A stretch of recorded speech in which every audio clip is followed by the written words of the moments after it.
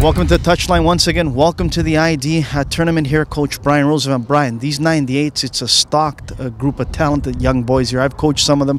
What you've seen today, have you seen such a great group that you've seen today in the years past? You know what? This is one of our best groups coming through in years, and we're quite happy with the talent out here. We see a lot of kids quite creative and can play some good football. And that's good to say, Brian, because as you and I both know, at this age, I think we can compete with anyone in the world. But as we get older and older, something happens. What is it? Well, I think we have to be able to provide the right environment for them to grow, and I think as they get into those older ages, that competitive environment for them to be in the best possible place for them to develop doesn't exist anymore, and I think we need to work on that to have the best pathway for the player. Brian, let's be honest, a lot of the clubs in Ontario finally decided to pay coaches and let them take over their clubs and let them design a program, and you can see the fruits of their labor. Some of these kids, their footwork is fantastic. We haven't seen this in years past. Yeah, I think it's a good part of the game that's growing, and in the development of the kids being comfortable on the ball is a very important part of the game. But we got to keep in perspective, there are other parts of the game that need to be grown also, and I think we need to address those items. So the next step going forward, Brian, everyone, I guess, will gather in a room, and you're going to have to whittle it down to a number you can work with. And this is the hard part for the coaches. I feel for them, but it's also an important part for the future of Ontario. How do you go about it? Do you listen to the lobbying? Some of your coaches are coming at you and saying, Brian, I believe in these two guys, or Brian, I don't believe in those two guys that I saw in that region. It's going to be a battle. It's going to be in the war room. Talk about it.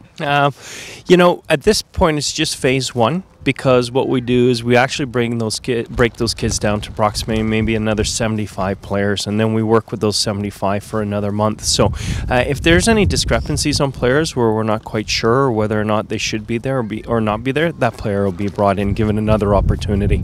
That's my next question, and the last one is this. What if a boy today and tomorrow isn't on their game, but in practice and in other sessions before their coaches believes in this child tremendously that they have what it takes, but they're just not on their game today for whatever reason? Are you going to still open that door, leave it a little bit open for them to display what they have in coming days? Well, we got to remember we still do the April ID, where therefore we have a record on the player of their performance in April. They have the camp that they do in August, so players are being seen by all the regional coaches in that environment as well, where they're playing inter-regional games. So, and then finally we have the third here opportunity to assess. But in the end, if the player's just not playing well in the day, we have the other records to fall back on, and any regional coach that works with that player on a regular basis, if he's highly recommending that player, we're going to bring them in anyway and give them another opportunity for the final breakdown for the next 4 weeks. Well said. The commitment is very important, Brian. Let's talk about the commitment your coaches have made. I got to be honest, these coaches get along, Brian. They kid with one another, they pick on one another, but they're all working for the same goals, and you can see that they're helping one another in certain situations. This is great for the province of Ontario, but for Canada. How do you go about selecting your coaches? Because you can see they're all getting along here, and that's important. Well, I think one of the first thing is we got to look at where their history is and background in the game. Were they a former player playing out of Ontario? What level were they playing? What type of certification they have? Did they come through the Canadian system? And what type of time they've put into the program in the past? Not as necessarily being someone coming from an outside environment and just stepping in. Did they do time in the district program? Did they volunteer in certain areas? So they understand really what the challenges are out there from the different levels of the game at the club level, the district level, and of course then moving into the regional level. Well said, Brian. The last point is this. A lot of the regions are close by here and they can make the trek on a couple-hour drive. But talk about Brian Ashton and his region. I was talking to a young girl that came from Fort Frances and didn't have any teams to play against. She was playing with men. I mean, these are some of the great stories. But talk about the commitment the parents are making to come all the way down here. Well, I think when there's a little bit of talent, everybody wants their child to have the best opportunity to be able to self-express themselves and give it an opportunity.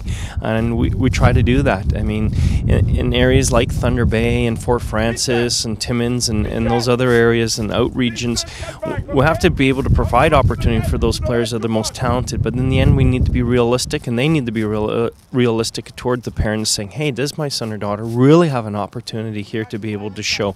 And if we feel that there is that potential, they will give them that, and just need to be around maybe perhaps more players of better quality to bring the best out of them, then we'll do that, and we'll do what we can to facilitate that opportunity for them.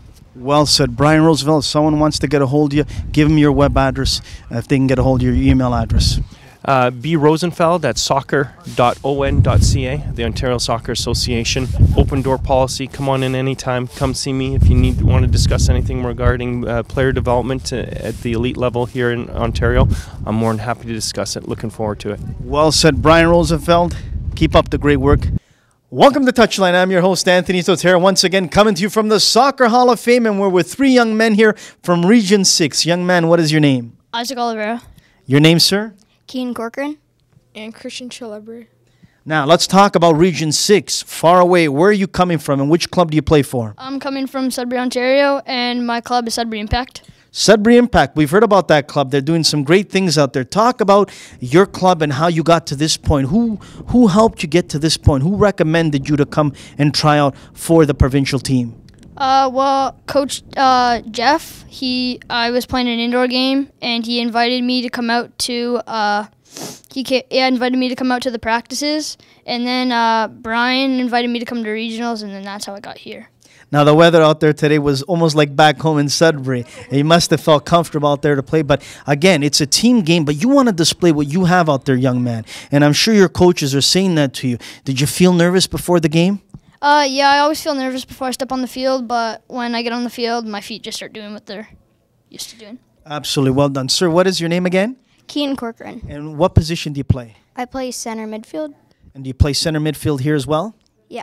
So that must make it easy for you as well. Talk about going up against some of these regions. These regions, some of them are stocked with a lot of great talent. But your region has some great players as well. Yeah, they're really good, but we have to work our best and try to do our best. Now, how about the competition back home? It's hard to get good competition like you're getting here in Southern Ontario. Do you guys have a strong league back home to play in? Well, we travel a lot for tournaments in Ontario Cup and USA Cup and stuff like that.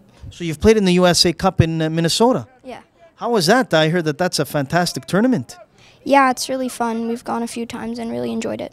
Now, talking about that tournament, you played against a lot of players from all over the world and a lot of different countries. How did the Canadian boys, the Ontario boys, do?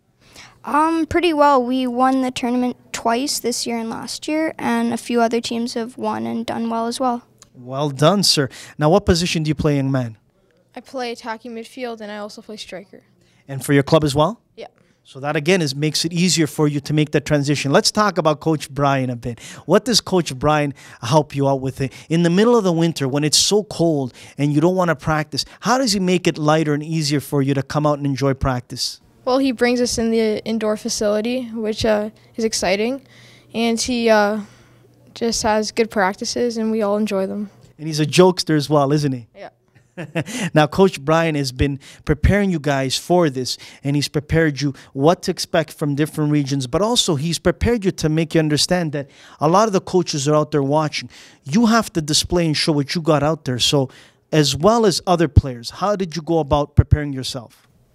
I worked every day to get where I am now, running at home, playing soccer to get myself where I am now, and I just hope that I do good in the rest of my games and make the provincial team. And I'm sure you will do good. Guys, the last question is this. You guys all come from the northern part of this province where hockey is so-called the king sport, but you guys love soccer. How hard is it when you guys are playing soccer or practicing in the middle of the winter and a lot of kids are playing hockey? Are they looking at you weird and saying, oh, what are these guys doing playing soccer in the middle of the winter? Well, usually when they see me training outside, the people on my street will ask me what I'm doing.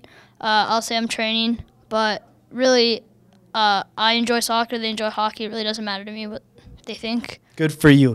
Good luck. We hope that you make the provincial team of Ontario. But most importantly, hopefully one day you could represent Canada and play in a World Cup. Guys, keep up the great work. And again, from the northern part of Ontario, what a region. Keep up the great work. Thanks again for joining us on Touchline. Welcome to Touchline. I'm your host, Anthony Totera, coming to you again from the Soccer Hall of Fame. And I'm here with some other regional players right now. Young man, what is your name? Tristan Borges. And which region do you play for? Region 3. And your coach? Joel. Joe, Coach Joe. Talk also about the previous coach you had, Coach Joe Lombardi, and how much he helped you, Tristan, to get where you're at today. Well, he helped me a lot with my speed of play and my head awareness. Also, Coach Sam Medeiros helped you out quite a bit, and I know Sam Medeiros also raved and talked quite a bit about you. Talk about Coach Sam Medeiros. Well, Coach Sam helped us a lot with our technical, like with our feet and everything, and he did help us a lot, and he wanted us to do it right. And if we didn't do it right, yeah, he got mad a little bit, but we knew it was for our own good. Well said, Tristan. Talk about today the weather. It's windy out there. It looks like it's going to rain. The ball is all up in the air, but you guys are trying to keep it on the ground. Is that what Coach Joe has taught you, to keep the ball on the ground? Yeah, he wants us to keep possession, get width whenever we have the ball, and just keep possession. Like, just don't panic and just keep the ball.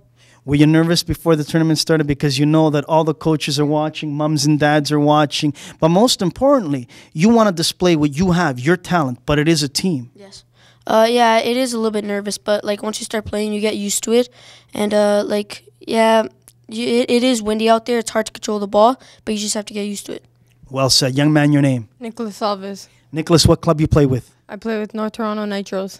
Now, Nicholas, talk about getting to this point where you're at. A lot of other boys would love to be where you're at. Who has helped you along the way? Has there been a coach? Has there been someone that's helped you to get where you're at today? My dad's been helping me a lot, like improving my foot skills and my awareness and stuff.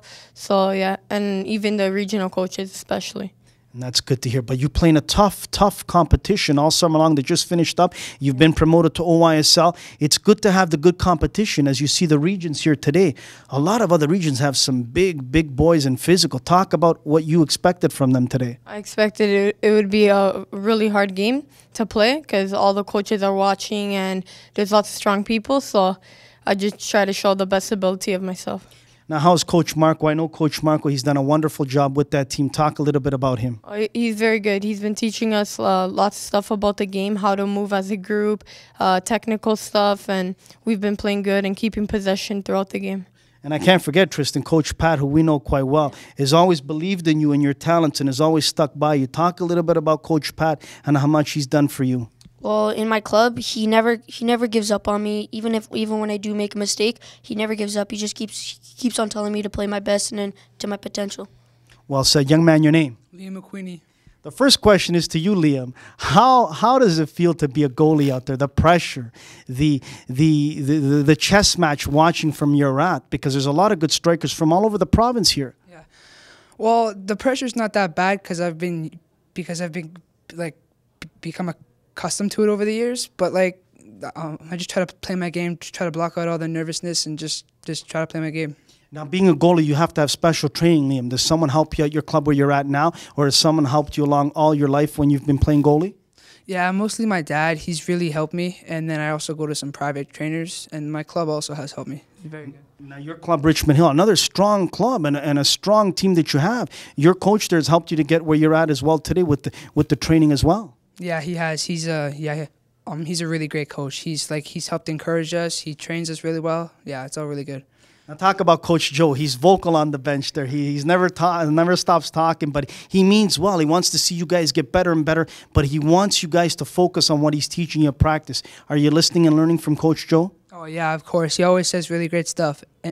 He also encourages the keepers. He always tells us what we need to do because from like a player standpoint and a keeper standpoint, so... Yeah. And you're very lucky being in the province of Ontario. We have a lot of great goalies at your age, but also in this province, we've produced a lot of great goalies for Team Canada. Last question is to you this. How do you prepare yourself since you've never seen these regions before, some of their shooters? Are your coaches helping you along on what to expect for? Yeah, the coaches give me tips before games, and I just try to pick that out because sometimes I don't always go on first, so I try to pick out their strong sides, their weaknesses, where they like to play, who they like give the ball to the most. So this is the future of Ontario. This is possibly one day the future of Team Canada. Guys, good luck. Hopefully you can make Team Ontario, and most importantly, hopefully you can make Team Canada. Thanks again for joining us on Touchline.